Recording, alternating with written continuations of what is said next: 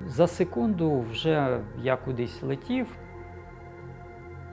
Я бачив щось, чув щось, але я не знав, що сталося з моїми колегами. Тільки за неділю мені сказали, що Альона і Женя загинули на місці. Ну, їм не вигідно, щоб ми висвітлювали події, адже вони можуть цей пробіл затулити своєю інформацією і таким чином транслювати те, що їм потрібно.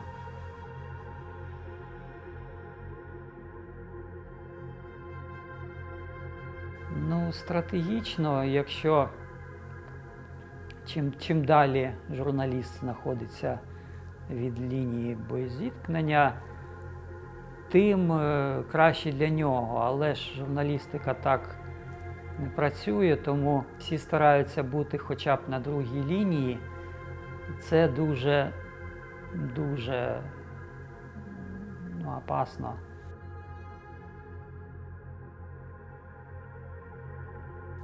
Я б сказав, десь з початку року ця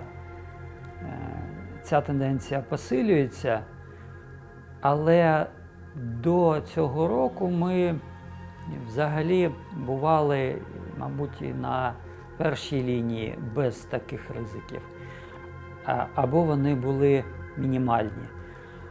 А в останній рік це все набуває якогось такого збільшення, і ризик становить вже на певних дуже великих відстанях від лінії бойового зіткнення. В містах, в селах, на другій, на третій лінії, там, де живуть цивільні. Ну, наша команда – це команда новинна, і ми, скажімо так, по результатах якихось дій після ночі або вдень виїжджаємо на якісь об'єкти, які пошкоджені, або люди, які там поранені і так далі. І в цей день росіяни вдарили по центральному ринку в Краматорську. Погоріли магазини, бутіки, і ми виїхали туди, щоб це зафіксувати. Відзняли інтерв'ю з власником магазинчику, відзняли наслідки, відзняли обстановку, людей, їх якісь там емоції.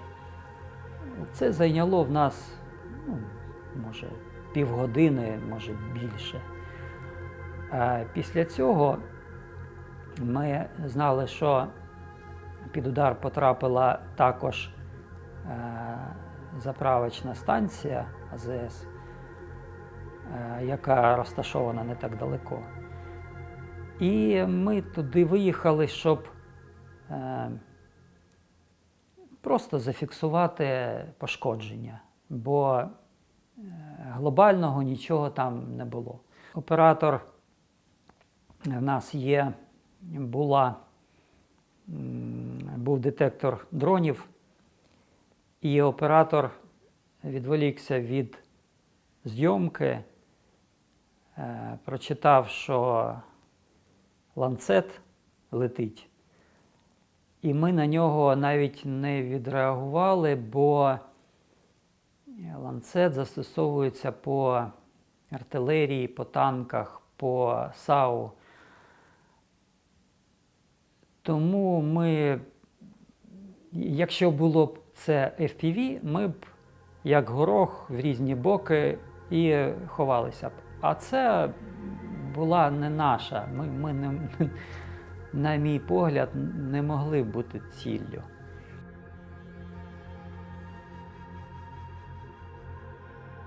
За секунду вже я кудись летів.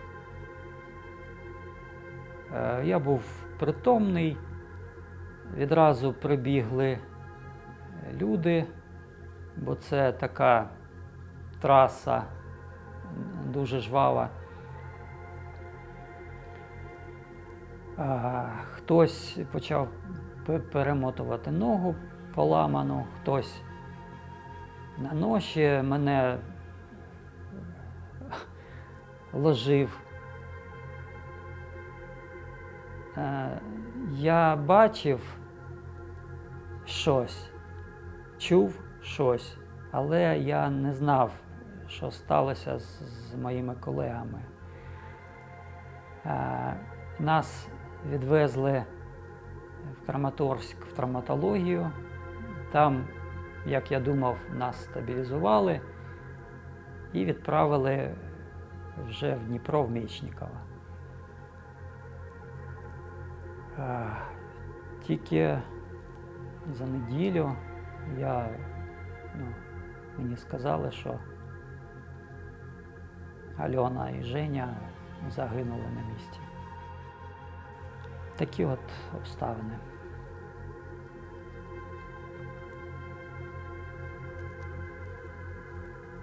Наслідки 1,5 місяці по больницях. Слух, зір, рука, нога. Тобто для мене особисто це ще не закінчилось. Гадаю, це ще півроку. Тобто вибили дуже надовго. Мабуть, я закривався, руку дуже чимось побило, порвало зв'язку на палець, її зшивали. Зір, ліве око втратив, його видалили. Слух так само, але він відновиться, сподіваюсь. Десь так. Багато осколків було по тілу. Опечене лице, шия. Мабуть, все. Якщо слух, зір встановиться, то, і нога, звісно, то, мабуть, повернусь до діяльності. Але якщо ні, то це буде дуже важко. Якщо я не бачитиму, або погано бачитиму, я ж буду безпорадний.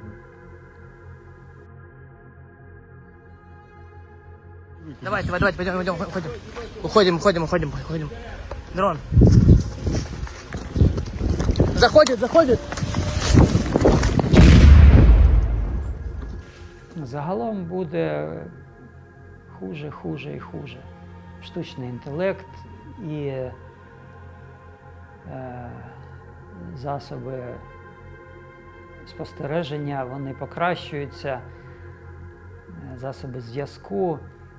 Це все дозволяє відслідковувати навіть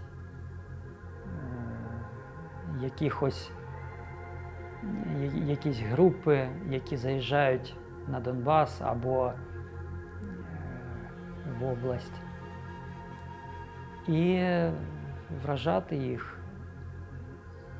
тим, що будуть вражати більше і більше, точніше, журналістів насамперед. На мою думку, це перша ціль після військових.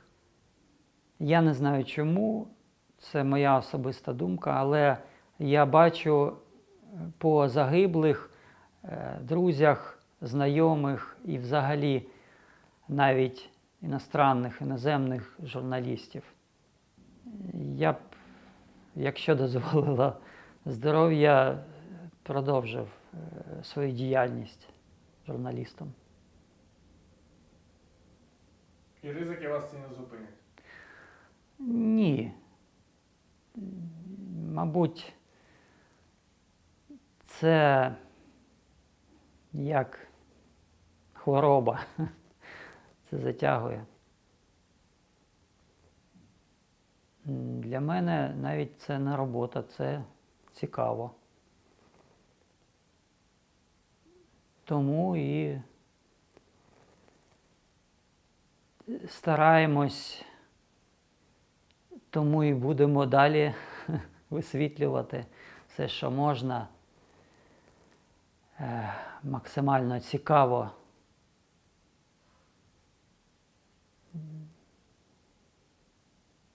А ті, хто приїжджає з інших країн або навіть з інших міст, вони не так відчувають загрозу, вони, мабуть,